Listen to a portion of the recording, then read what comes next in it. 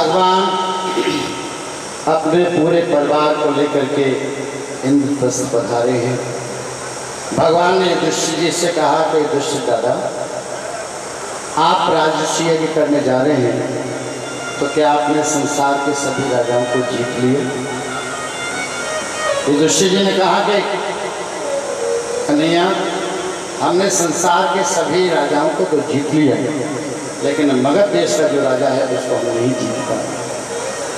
भगवान ने कहा कि तब तक आपका राजर्षि यज्ञ पूरा नहीं होगा।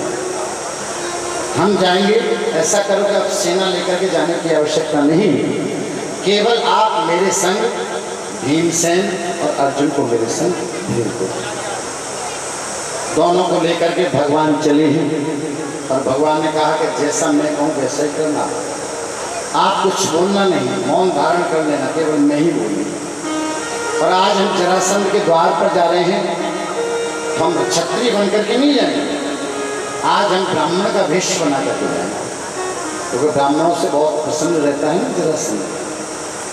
तो तीनों ने ब्राह्मण का वेश बनाया है और जरासंध के द्वार पर पहुँचे हैं। जब जरासंध ने देखा कि ओजस्वी तेजस्वी बड़ा उच्च कोटि के ब्राह्मण आए हैं, तो तुरंत जरासंध ने आकर के तीनों को नमन किया और कहा कि महाराज आप कौन हो, कहाँ से पधारे हो, तनिक अपना परिचय।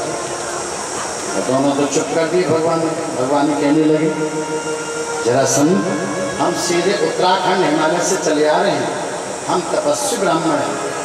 आपकी चर्चा सुनी है कि आप बहुत बड़े दानी हो, इसलिए आपका दर्शन करने के लिए चले आए हैं। आपके दान की चर्चा बड़ी सुनी। जरासंध ने कहा कि महाराज, क्या आपने द्वारकाधीश का नाम सुना है? भगवान मुस्कुरा करके कहने लगे, हाँ सुना तो कुछ सुना तो लग रहा है। जरासंध ने कहा कि महाराज, द्वारकाधीश जितना बड़ा दानी है, मैं तो उसके सामने तिनके के बराबर भी दानी नहीं।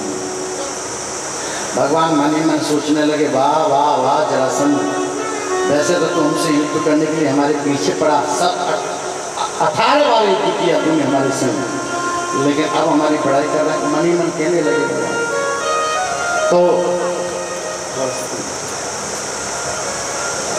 तो भगवान सामने खड़े हैं। जरासंध ने कहा कि महाराज, मैं आपको कुछ देना चाहता हूँ, आप मांगो। भगवान ने कहा कि अरे जरासंध, हम आपके यहाँ पर कुछ मांगने के लिए थोड़ी आए। भगवान कितने चालाक है, चतुर है। किसी से कुछ लेना हो तो देखो, अभिमानी व्यक्ति की जितनी बड़ाई करोगे उसको उतना ही हम उससे फायदा ले सकते हैं। तो अभिमानी व्यक्ति को बड़ाई से जीता जा सकता है, लोभी व्यक्ति को धन से जीता जा सकता है। तो यहाँ पर बड़ाई करने लगे भगवान। बड़ा प्रसन्न हो गया कि महाराज, मैं आपको देना चाहता हूँ, कुछ मांगो क्या चाहिए।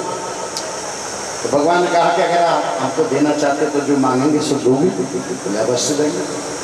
तो भगवान ने कहा कि ठीक है, हम मांगते हैं आपसे, आपको देना पड़ेगा, आपने वचन दिया है, मांग रहे हैं, मांगे कर लो। कि युद्धं देहि राजेंद्र द्वंद्वसु यदि मन्यसे, युद्धार्थिनो वयं प्राप्ता राजन्यानानकं क्षिरः। युद्धं देहि राजेंद्र, हे राजा, केवल आप हमको जो देना चाहते हो तो हमको युद्ध दो, हम आपसे युद्ध करना चाहते हैं। जब युद्ध मांगा तो जरासंध के कुछ कान खड़े हुए। एक ब्राह्मण होकर के क्षत्रिय से युद्ध मांग रहा है, तो ये ब्राह्मण तो नहीं हो सकते। तो जरासंध गंभीर होकर के बोलने लगा, महाराज, आप ब्राह्मण होकर के आप मुझसे युद्ध मांग रहे हो तो आप ब्राह्मण नहीं, आप सच्ची सच्ची बात बताओ, आप हो कौन, तनिक अपना परिचय दो। तो भगवान कहने लगे कि ये मेरे बगल में खड़े हैं, ये भीमसेन, हट्टे कट्टे हैं ना, लंबे चौड़े, है भीमसेन, ब्रकोदर भीमसेन। तो जरासंध ने भीमसेन को ऊपर से लेकर के नीचे तक देखा, तो मजाक उड़ाते हुए, व्यंग कसते हुए कहा, ओहो ब्रकोदर भीमसेन, जिसके अंदर 10,000 हाथियों की शक्ति है, आज मेरे सामने ब्राह्मण बनकर के मुझसे युद्ध करने, ये भीमसेन, पांडुपुत्र भीमसेन मुझसे युद्ध करने के लिए आया है। अरे आता तो सामने आता, क्षत्रिय बनकर के आता, ब्राह्मण बनकर के आया है। बस इतना कहा तो भीमसेन ने नजर नीचे कर ली और कहने लगे, गोविंद, जीवन में कभी ऐसी बेइज्जती हुई ना है हमारी, जो तुमने आज हमारी इतनी बेइज्जती करा दी। क्षत्रिय होकर के ब्राह्मण बना करके ले आए तो शर्म नहीं आई, कहना तुझे। भगवान मुस्कुरा करके कहने लगे, इधर है जो खड़े हैं ना, ये गंभीर धनुषधारी अर्जुन है। तो जरासंध ने उनके लिए मजाक उड़ाई है, ओ गांधी धनुषधारी अर्जुन, अरे विश्व विजेता अर्जुन मेरे सामने ब्राह्मण बनकर के आया है। तो अर्जुन ने भी नीचे गर्दन कर ली, लाला आज तुम्हें ठीक नहीं किया हमारे साथ, कौन से जन्म को बदलो कहने, आज हमको ब्राह्मण बना करके ले आया, क्षत्रिय होते हुए भी मजाक उड़ा है जरासंध। तब जरासंध ने कहा कि तू बहुत देर से बड़बड़ कर रहा है, तू तो अपना परिचय दे, तू कौन है। तो भगवान ने अपना सीधा परिचय नहीं दिया। भगवान कहने लगे कि हम इनके मामा के पुत्र हैं, मामा की लड़की है। जरासंध ने कहा, तू मामा का लड़का तो है, मामा का पुत्र तो है, लेकिन है क्या, तेरा नाम क्या है। तब भगवान मुस्कुरा करके कहने लगे कि हम द्वारकाधीश कृष्ण हैं। तो जरासंध बड़ा खिलखिला करके हंसा, वाह गोविंद, वाह कृष्ण द्वारकाधीश, मेरे सामने ब्राह्मण बन करके आए हुआ, आप युद्ध मांग रहे हैं मुझसे, तो मैं तुमसे तो युद्ध नहीं करूंगा। तुमने मेरे सामने एक बार पीठ दिखा दी, कायर बन करके तुम गए हो, तो ऐसे कायर के संग में युद्ध तो नहीं करूंगा। ये अर्जुन मेरे मुकाबले का योद्धा नहीं है, इसलिए आज मैं अर्जुन के संग भी युद्ध नहीं करूंगा। हाँ, भीमसेन मेरे मुकाबले का योद्धा है, इसलिए आज मैं युद्ध करूंगा तो केवल भीमसेन के संग। बस इतना कहा तो भीम दादा की छाती चौड़ी है कि मुंह फूल का कुप्पा है वो। तो भगवान कहने लगे अर्जुन से, अर्जुन देखिए भीम दादा के मोहरे कैसे फूल के बड़े बड़े गाल है जाते, ये समझ रहे हैं कि हमको रिजेक्ट किया, इसको सेलेक्ट किया, ये ताकतवर है ना, तो अब इनको युद्ध करने दो, देखिए कैसे युद्ध करते। तो जरासंध ने तुरंत आज्ञा प्रदान की है, 2 गदा मंगाई हैं और एक गदा भीमसेन को प्रदान कर दी है और एक गदा स्वयं अपने हाथ में ले ली है। यहाँ पर गदा युद्ध हुआ है भीमसेन का जरासंध से। 27 दिन तक युद्ध चला है भीमसेन के संग जरासंध। देखो, जरासंध के संग जब युद्ध हो रहा था तो सूर्य उदय होता है तो युद्ध प्रारंभ हो जाता है, और सूर्य अस्त होता है तो युद्ध विराम। और जरासंध के यहाँ पर तीनों मेहमान बन करके रहे, एक संग भोजन करते हैं। लेकिन पुराने जमाने में जो युद्ध होता था ना, तो उस युद्ध में धर्म हुआ करता था। पहले धर्म युद्ध होते थे, युद्ध में धर्म होता था, लेकिन आज के जमाने में धार्मिक कार्यक्रम करो तो पहले झगड़ो चालू हो जाता है। आप कोई सत्संग करो, कीर्तन करो, कथा कराओ तो आपस में खींचतान पहले प्रारंभ हो जाती है। सब यहाँ पर राजा बन जाते हैं, यहाँ पर नहीं, सब जगह सब राजा बन जाते हैं। मैं भी रानी, तू भी रानी, कौन भरेगा घर का पानी। बस खींचातानी, पैसे को लेकर खींचातानी, सेवा कोई नहीं करता है, एक दूसरे को बस देते रहे, तू कर ले, तू कर ले, तू कर ले, काम कोई नहीं करेगा। तो पहले पुराने जमाने में युद्ध में धर्म था, लेकिन आज के जमाने में धर्म में युद्ध है। धार्मिक कार्यक्रम करो तो पहले लड़ाई झगड़ा पहले प्रारंभ होता है। तो जरासंध के यहाँ पर युद्ध होने लगा है, 26 दिन तक युद्ध हुआ है। तो रात्रि में भोजन करके जब तीनों सो रहे थे, भगवान कृष्ण, भीमसेन, अर्जुन, लेकिन रात भर भीमसेन को नींद नहीं आई, क्योंकि उनकी हड्डियाँ चटकने लगी, नस खींचने लगी। गदा का प्रहार करता तो हड्डियाँ चटकने लगी, तो दर्द हो रहा था पूरे शरीर में भीमसेन के, करा रहे थे भीमसेन, लेकिन खर्राटा बजा करके भगवान कृष्ण सो रहे थे। और भीमसेन बेटा बेटा देखने लगा, जा कन्हैया ने इतना बुरो करो मेरे संग, मेरे को लड़वा दिया, भिड़वा दिया इस जरासंध के संग, खुद खर्राटे बजा के सो रहा है, खा पी करके। तब भगवान की चादर को खींचा है और कहा है, कन्हैया जे जरासंध मेरे संग युद्ध कर रहे हो ना, अब मेरे बस की बात नहीं, मार डालेगा, मैं तो यहाँ से भाग के जा रहा हूँ, लाला तू चल मेरे संग, भाग चल। भगवान ने कहा कि नहीं भैया, तुमको सेलेक्ट किया है, हमको रेट किया है, तुम्हारे अंदर ताकत है, लड़ो, युद्ध करो। नहीं लाला, अब मेरी बस की बात ना है कि मैं अब जरासंध से युद्ध कर सकूं, लाला अब तो मैं तो यहाँ से भाग जाऊँगा। भगवान ने कहा कि भैया ये ठीक नहीं, अगर आप युद्ध छोड़ करके भागेंगे तो कायर कहलाएंगे आप, तो आपके ऊपर दाग लग जाएगा, इसलिए आपको युद्ध करना पड़ेगा।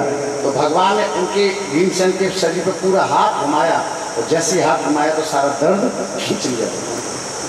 भीमसेन कहने लगे, लाला तेरे हाथ में तो बड़ा जादू है, कहते हैं हाथ लगाने मात्र से मेरा सारा दर्द खींच लियो। तो भगवान ने कहा कि भीम दादा, जब आप युद्ध करो तो कभी कभी हमारा भी इशारा देख लिया करो। अरे युद्ध के लिए अक्ल की आवश्यकता है, बुद्धि की आवश्यकता है, ताकत की आवश्यकता नहीं, बुद्धि से काम किया जाता है।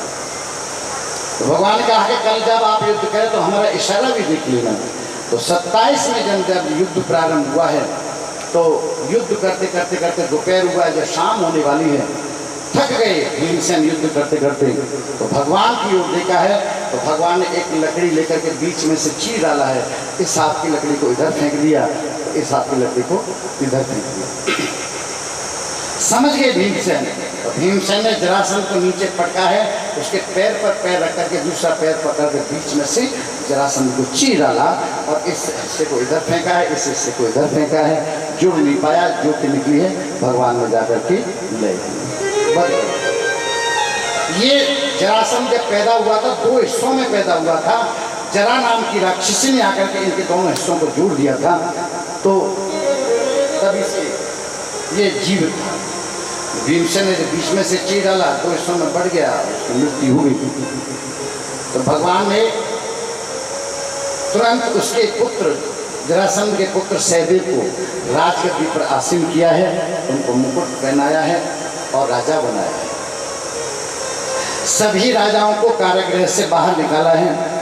तब सभी राजा भगवान के चरणों में नमन करते हुए यहाँ पर बहुत सुंदर स्तुति करने लगे, प्रभु कि आज आपने हमारी रक्षा की है, इस दुष्ट राजा से हम आपको नमन करते हैं। नमस्ते देव देवीश प्रपन्नातिहरार्य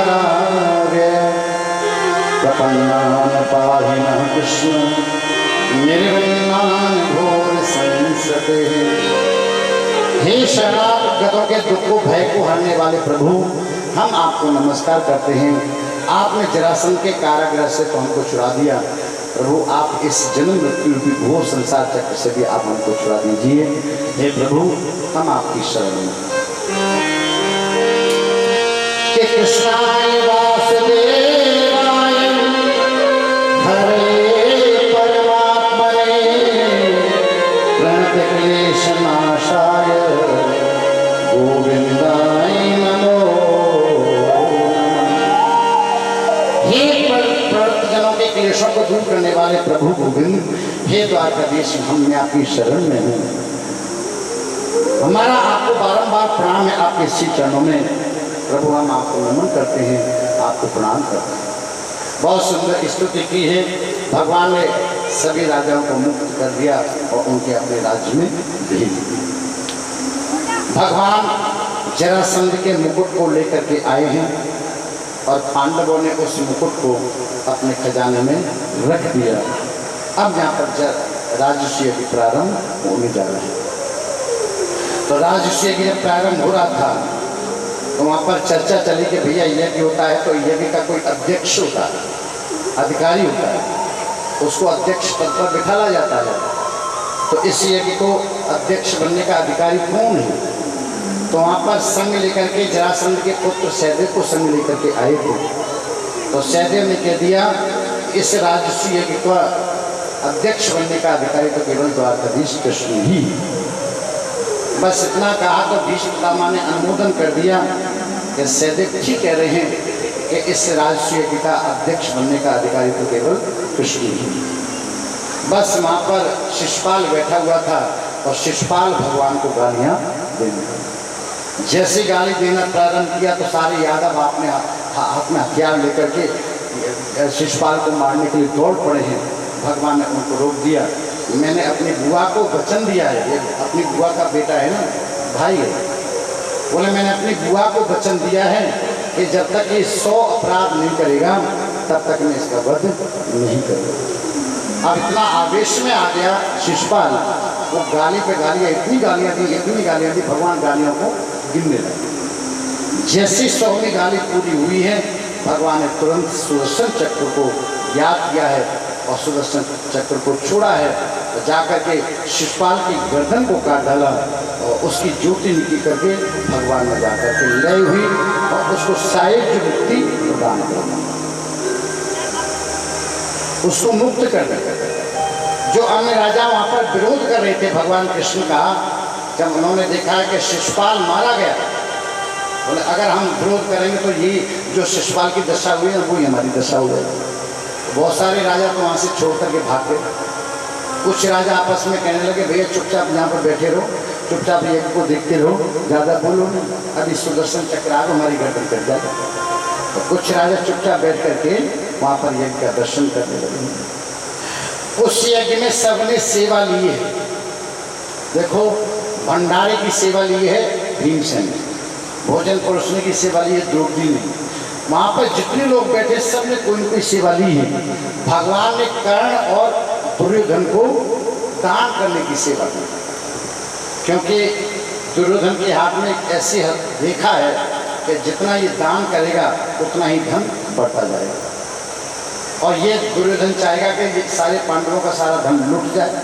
तो जो वस्तु 10 रुपये की आ रही है उसके लिए 100 रुपये खर्च कर रहा है, ये सारा खर्च हो जाए। कुछ लोग होते हैं कि किसी के भंडारे को आने में विघ्न डालते रहते हैं कि इनका ऐसा बुरा हो जाए, पूरा ही नहीं करते। कुछ लोग ऐसे होते हैं, तो दुर्योधन भी ऐसा है, तो दान कर रहा था। भगवान ने कहा कि जहाँ पर यज्ञ होता है तो वहाँ पर सबको सेवा करना चाहिए। यज्ञ 2 प्रकार का होता है, एक ज्ञान यज्ञ होता है, एक सांकल यज्ञ होता है। तो सांकल यज्ञ तो हम सब करते हैं, लेकिन सांकल यज्ञ से बड़ा ज्ञान यज्ञ, क्योंकि इस यज्ञ से हमारे विषय वासनाओं का नाश होता है, हमारा विवेक जागृत होता है, इसलिए सांकल यज्ञ से बड़ा ज्ञान यज्ञ। तो इस यज्ञ को हमको महत्व देना चाहिए, लेकिन हम लोग इस यज्ञ को कम महत्व देते हैं। हम स्वाहा ज़्यादा करते हैं, उसमें चले जाएंगे। तो भगवान ने कहा कि हम भी सेवा करेंगे। तो उसमें जब संत और ब्राह्मण आए हैं भोजन करने के लिए उस यज्ञ में, तो भगवान ने दौड़ करके सभी संत ब्राह्मणों के चरण धोना प्रारंभ कर दिया। सभी पांडवों ने आकर के हाथ पकड़ लिया, बोले प्रभु ये सेवा तो हम करेंगे। नहीं, भगवान ने कहा कि हमने सेवा को खोल दिया। सेवा 3 प्रकार के होते हैं, ध्यान से सुने। यहाँ पर युवा पीढ़ी बैठी है, नहीं बैठी, वो कहीं बैठ करके मीटिंग कर रही है, बैठे हैं। और इतना लंबा चौड़ा कोई कार्यक्रम नहीं हो रहा कि जिसके लिए इतनी मीटिंग करी जाए। कोई बड़ा कार्यक्रम नहीं है, छोटा सा कार्यक्रम नहीं है, तो उसके लिए इतनी मीटिंग करने की आवश्यकता नहीं। युवा पीढ़ी तो कथा सुनते नहीं, बस शाम के वक्त आएंगे, बस जब नाचने की बात आएंगे तब जाएंगे, बस पहले नहीं आएंगे, कथा नहीं सुनेंगे।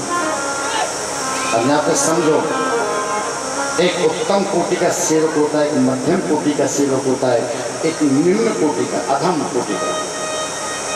तो अधम कोटि का सेवक वो है कि उसको कहा जाता है कि जाओ सेवा करो, तो वो अपनी सेवा को दूसरे के ऊपर टाल देता है। या सेवा करेगा तो आलस्य से, प्रमाद से सेवा करेगा, दुखी होकर के सेवा करेगा, मन महसूस करके सेवा करेगा, रो करके सेवा करेगा, दूसरों को गालियां दे करके सेवा करेगा। ये अधम कोटि का सेवक है, समझ गए ना। लेकिन उत्तम कोटि का सेवक वो है, मध्यम कोटि का सेवक वो है कि उसको आज्ञा मिलती है तो तुरंत सेवा में लग जाता है। वो किसी से फरियाद नहीं करता, किसी से शिकायत नहीं करता है, वो मध्यम कोटि का सेवक है। लेकिन उत्तम कोटि का सेवक वो है वो जो सेवा खोज लेता है, कहना नहीं पड़ता उसको। वो कोई देखता है कि कोई कार खराब हो रहा है तो तुरंत उस सेवा में लग जाता है, वो उत्तम कोटि का सेवक है। समझ गए ना। मुझे यहाँ पर ऐसा उत्तम कोटि का सेवक नजर कोई नहीं आया कि यहाँ पर कोई काम दिखाई दे तो कोई काम में लग जाए, अपने आप सेवा खोज ले, सेवा में लग जाए ना। यहाँ पे तो सेवा से कही जाती है तो सेवा करने में भी लोगों को संकोच महसूस होता है। मैं स्पष्ट बोल रहा हूँ क्योंकि स्पष्टवादी हूँ। तो मेरे कुंडली में शनि बैठा है ना, तो शनि वाला व्यक्ति तो स्पष्ट बोलता है, चाहे कुछ भी हो। रूठ है तो रूठ जाओ, कल से मत ही कथा सुनने के लिए मत बोलिए करूँ, लेकिन स्पष्ट कहना जाता है। सचिव वैद्य गुरु तीन जो प्रिय बोले भय आस, राज धर्म तन तीन कर हुए देगे ही नाश। इसलिए मैं स्पष्ट बोलता हूँ कि सेवा को खोल, दूसरों पर टालो नहीं सेवा। जिस प्रकार भगवान ने राजसी यज्ञ में सेवा को खोज लिया, झूठी पत्तल उठाने की सेवा कर रहे हैं, संतों के चरण धोने की सेवा कर रहे हैं, ब्राह्मणों के चरण धोने की सेवा कर रहे हैं, भगवान को संकोच नहीं है सेवा करना। मैं पुनः कहूँगा कि भज धातु से भजन की उत्पत्ति हुई है और भज का अर्थ होता है सेवाया। हम ईश्वर निमित्त जो भी कर्म करें, सेवा करें, वो भजन ही। जरूरी नहीं हम माला लेकर के बैठे, सुबह माला लेकर के जप करें तो वो भजन ना, वो भजन नहीं। अगर हमारे घर में हमारी माता रो रही है, हमारे घर में हमारे पिता परेशान है, उनको कष्ट है, हमारे घर में किसी बालक को कष्ट है, नहीं, हम जब तक हमारा भजन पूरा नहीं हो तब तक नहीं उठेंगे, चाहे कुछ ले जाए। घर में आग लग गई है, नहीं हम भजन कर रहे, हम नहीं उठेंगे, ये भजन नहीं। भजन तो वो है, कर से कर्म करूँगी बनाना, मन राखूंगा कृपा लेना। सारे कर्मों को करो अपने शरीर से, लेकिन केंद्र में केवल परमात्मा ही होना चाहिए। केवल केंद्र में परमात्मा, चिंतन परमात्मा का, और ईश्वर के निमित्त ही भजन करना चाहिए। इसलिए कई लोग लिख देते ना, वर्क इज वर्शिप लिख देते हैं अपनी दुकानों पर, बोले कर्म ही पूजा है। बोले कौन सा कर्म पूजा है? अरे जो कर्म लोग के लिए है, कमाने के लिए जो कर्म किया जाता है वो पूजा नहीं हो सकता। जिस कर्म से दूसरों को नीचा दिखाया जाता है वो पूजा नहीं हो सकता। बोला निष्कपट भाव से, निष्काम भाव से ईश्वर ने जो कर्म किया जाता है वो ही पूजा है। इसलिए हम समझें, कोई शब्द आया है तो शब्द को हम अपने ऊपर घटा देते हैं, और दूसरों को, यहाँ पे कथा में कोई बात आती है ना, तो किसी के ऊपर कोई बात फिट होती है तो हम उसको उंगली को दिखा देते हैं, तू ऐसा है ना, देखो महाराज जी ऐसा कह रहे हैं, तू ऐसा है। तो भैया तू ऐसा है तो 3 उंगली तो तेरी तरफ है, तो बोले मेरे अंदर तो एक बुराई है लेकिन 3 बुराई तो तेरे अंदर नहीं है। तो तू दूसरों को इंगित करके बता रहा है कि वो ऐसा है, वो ऐसा है। तो सबसे पहले हम अपनों को देखें कि हम कैसे हैं, कि हम दूसरों में दोष दर्शन कर रहे हैं, दोष दृष्टि कर रहे हैं। तो क्या करना चाहिए? भजन किसे कहते हैं?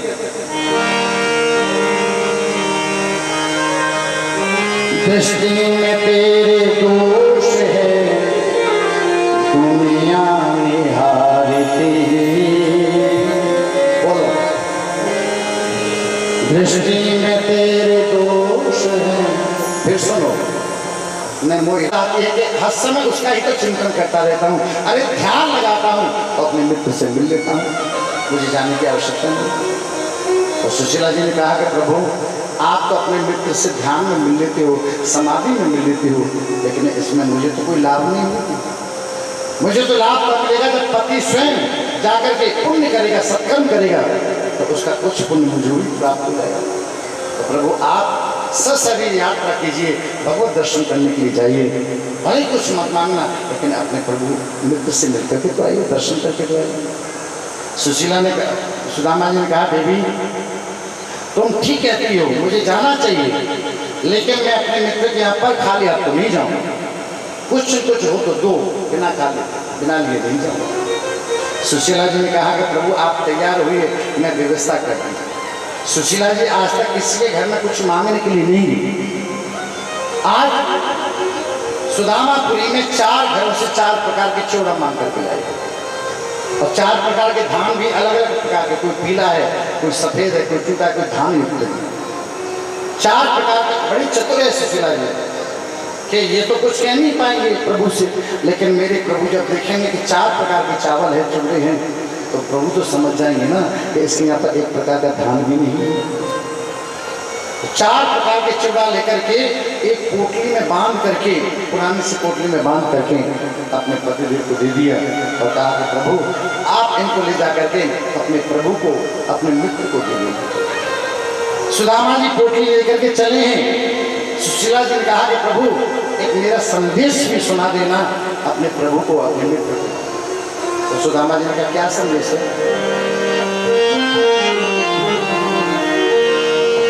कि 1 मास 2 पाख में, कहना प्रभु से कि 1 मास 2 पाख में 2 एकादशी हो, सो प्रभु दीन दयाल नित्य प्रतिदिन। सुशीला जी कह रही है कि 1 मास 2 पाख में 2 एकादशी होती है, और दोनों एकादशी को अन्न नहीं खाया जाता है, व्रत रखा जाता है। लेकिन मेरे प्रभु से कहना कि मेरे यहाँ पर तो रोजाना एकादशी ही होती है, यानी कि मेरे यहाँ पर अन्न नहीं है कुछ खाने। सुदामा जी ने सुना, पोटली को कांख में दबाया, हाथ में माला लेकर के, एक हाथ में लाठी लेकर के चल पड़े।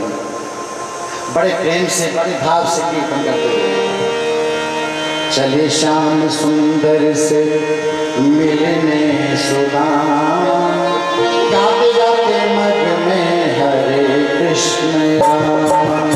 चले श्याम सुंदर से मिलने सुदामा,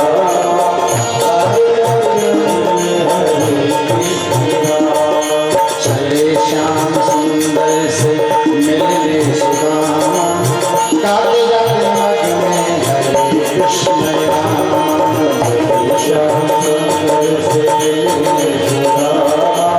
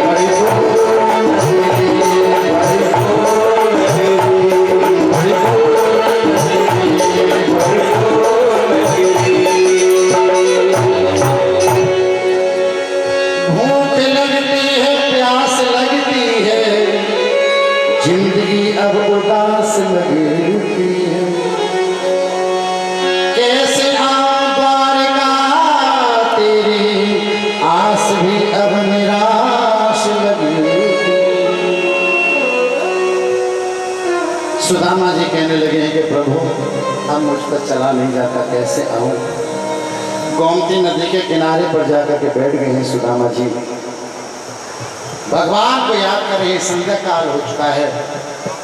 भगवान को प्रार्थना कर रहे हैं कि प्रभु इस नदी को कैसे पार करूं, अब मुझ पर चला नहीं जाता। अंतर्यामी परमात्मा सब कुछ जानते हुए भी भगवान उसी समय नाविक का रूप धारण करके नाव लेकर के वहाँ पर आए हैं और आवाज लगाते हुए चले आए कि भैया कोई है पार जाने वाला।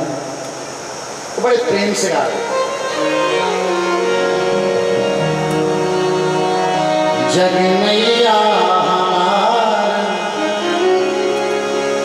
रासलीला में भगवान कृष्ण गाते हैं, वो जग नैया हमार, नैया में हम और हम में संसार। जग नैया हमार, नैया जग नैया हमार, नैया में हम और हम में संसार। जग नैया हमार, नैया में हम और हम में संसार। हम ही नदिया हम ही किनार, हम ही नदिया हम ही किनार, हम ही नदिया हम ही किनार, हम ही नदिया हम ही किनार। नैया में हम और हम में संसार, नैया में हम और हम में संसार। जग नैया हमार, नैया में हम और हम में संसार। जग नैया हमार, नैया में हम और हम में संसार। भगवान ने कहा कि कोई भैया है जाने वाला पार। सुदामा जी ने कहा कि भैया हम पार जाएंगे, क्या आप हमको पार लगाओ। केवल प्रभु परमात्मा जो नाविक का भेष धारण करें। आइए शर्मा जी पधारो। आगरा से श्री शर्मा जी पधारे हैं, बहुत बड़े योगाचार्य हैं, ये सबको योग सिखाते हैं। और मुदगुल जी भी सामने पधारे आगरा से। आ जाए आगरा आगे। हमारे आगरा से विष्णु भाई भी पधारे हैं, RSS के प्रचारक हैं। हाँ,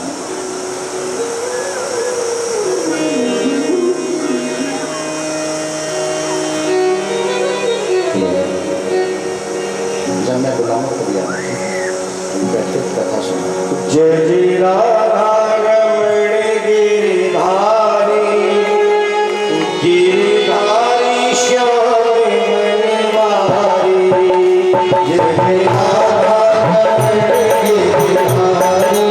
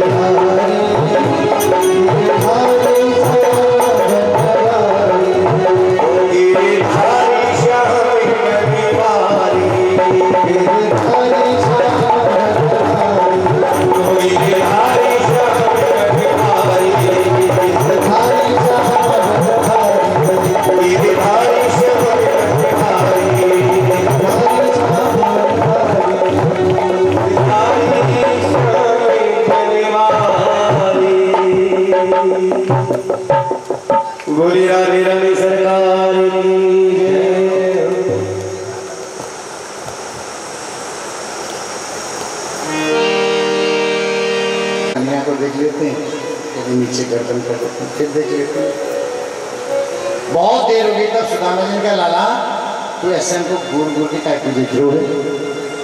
तो भगवान ने यहाँ पर पूछ लिया पंडित जी आप कौन हो, कहाँ से आए हो, कहाँ जा रहे हो? सुदामा जी ने कहा लाला हम सुदामापुरी से आए हैं, पोरबंदर से आ रहे हैं, द्वारकापुरी जा रहे हैं। क्यों? अरे जो द्वारका का जो राजा है ना कृष्ण, हमारा बचपन का मित्र है, उससे मिलने जा रहे हैं, उसका दर्शन करने जा रहे हैं। बस इतना कहा तो भगवान ठहाका मार करके वो हंसने लगे और कहने लगे पंडित जी कहाँ तुम ये, कहाँ वो द्वारका का, आपने अपनी शक्ल देखी है, आपने अपने वस्त्र देखी? सुदामा जी ने कहा कि भैया ऐसे मत बोलो, मेरे मित्र कभी वस्त्र ना देखे, वो रूप ना देखे, वो तो स्वभाव देखे, हृदय का भाव देखे, इसलिए मैं अपने मित्र से मिलने के लिए जा रहा हूँ।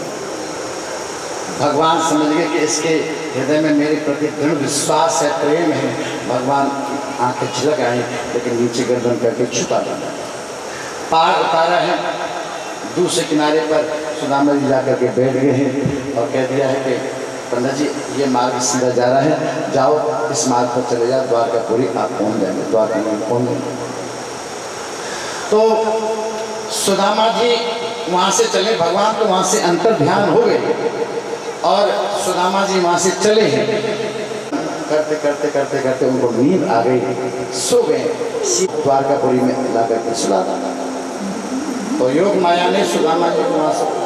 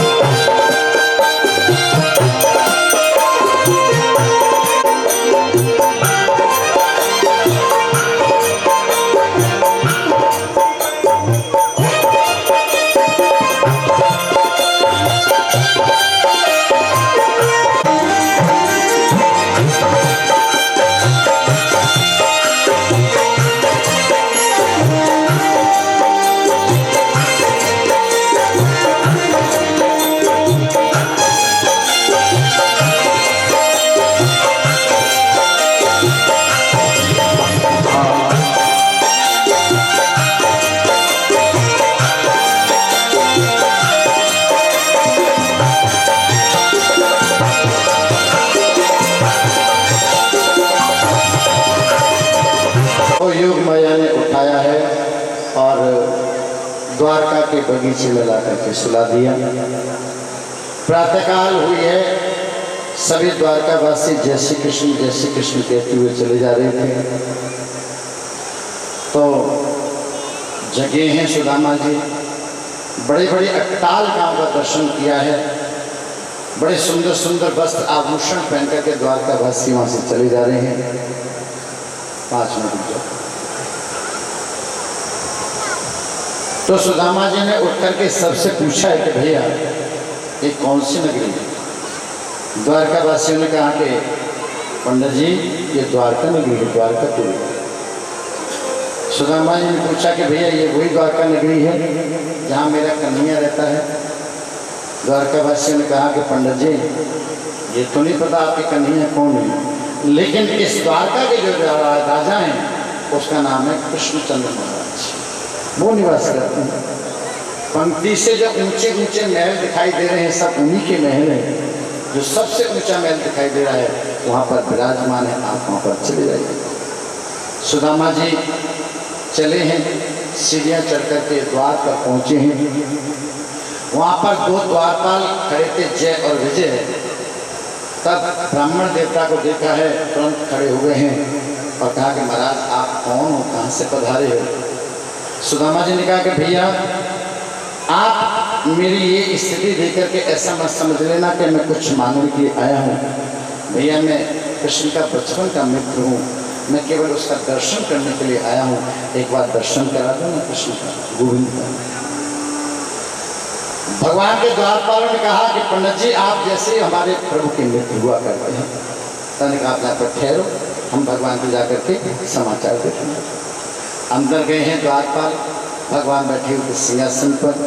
तो भगवान ने अनजान होकर के पूछा, कहो कैसे आना हुआ?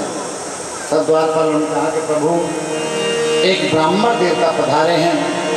कौन है, क्या नाम है उनका, कहाँ से आए हैं? एक पद के माध्यम से नरोत्तम दास जी का पद, किसी से परान जघातन में प्रभु जाने को आई बसे भूखे पटे से लगे दुपदी अरु पाए उपाहन के मैसा द्वार खड़ा दुर्बल देख रहो चकिसो वसुधा अभिरामा पूछत दीन दयाल को धाम बतावत आपन नाम सुदामापुरी से एक ब्राह्मण सुदामा नाम के ब्राह्मण आए हैं। जैसे भगवान ने सुना के सुदामा आया है, भगवान तुरंत सिंहासन से नीचे कूद पड़े हैं और भगवान दौड़। भगवान एक जोड़ी पार की है तो भगवान का मोर मुकुट नीचे गिर गया। भगवान ने दूसरी जोड़ी पार की है तो भगवान का पीतंबर भी गिर गया। भगवान भागते चले जा रहे हैं। अष्टपटरानियां जहाँ पर खड़े होकर के भगवान की सेवा में लगी थी, बड़ा आश्चर्य होने लगा है कि बड़े बड़े देवता भगवान से मिलने के लिए आए हैं, लेकिन भगवान ने उनको समय नहीं दिया। आज ऐसा कौन सा भक्त आया है जिसके लिए परमात्मा स्वयं दौड़ पड़े हैं उससे मिलने के लिए? उद्धव जी भी उनके पीछे पीछे दौड़ने लगे हैं, बलराम जी भी उनके पीछे पीछे दौड़ने लगे हैं, अष्टपटरानियां भी उनके पीछे पीछे दौड़ने लगी हैं। और जैसे साथ में जोड़ी पार करके जब सुदामा जी के पास पहुंचे हैं, सुदामा जी को देख करके भगवान बोल रहे हैं, भैया सुदामा। बस इतना कहा है कि सुदामा जी ने कृष्ण को देखा है। सुदामा जी दौड़ पड़े हैं और अपने कन्या सिरा करके लिपट गए। भगवान ने अंक से भर लिया सुदामा जी को, गले से लगा लिया। भगवान की आंखों से झरझर आंसू बहने लगे हैं। सुदामा जी की आंखों में आंसू आए हैं। इस दृश्य को सारी पटरानियां देख रही हैं, सारे द्वारकावासी देख रहे हैं, लेकिन किसी की हिम्मत नहीं हो रही है कि सुदामा जी को भगवान से अलग करें। बहुत देर तक ऐसे खड़े रहे हैं। भगवान सुदामा जी को लेकर के अंतपुर में आए हैं, बिठाला ऊपर सिंहासन पर, स्वयं नीचे बैठ गए हैं। भगवान सुदामा जी के चरणों को हाथ में लेकर के देखने लगे हैं, बीमारियां फटी हुई हैं, तो अपने पीताम्बर से धूल साफ करने लगे। पीताम्बर का एक कोना बीमारी में फंसा है, तो भगवान ने जैसे खींचा तो सुदामा जी ने कहा, लाला बहुत लगे, बहुत धूल है मेरे जीवन में, कब तक साफ करेगा? सुदामा जी के चरणों को देखा तो कांटे लगे हैं। भगवान अपने हाथों से धीरे धीरे धीरे धीरे कांटे निकालने लगे, लेकिन जो कांटा नहीं निकाला था, भगवान अपने मुख के दांत से सुदामा जी के कांटों को निकाल रहे। कांटा तो बहाना है, लेकिन अपने भक्त की चरण रज भगवान अपने मुख में धारण कर रहे। रुक्मिणी जी को इशारा करते कि जाओ चल लेकर के, ब्राह्मण देवता हैं, मेरा भक्त है, आज मैं इनके चरण को छलन करूंगा, चरण धोऊंगा। रुक्मिणी जी जल्दी निकली गई और भगवान सुदामा जी को देखने लगे हैं। धारा प्रवाह आंखों से आंसू बहने लगे हैं कि भगवान इतने रोए कि अपने आंखों के आंसुओं से सुदामा जी के चरणों का प्रक्षालन। कि ऐसे बिहार बनायन सो पग कंटक जाल लगे पुन जोए हाय महादुख पायो सखा तुम आई इतन किते देखो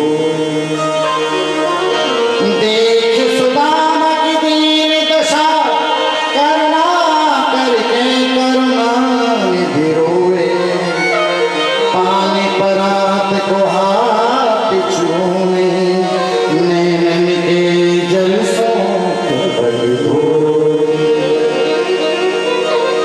भगवान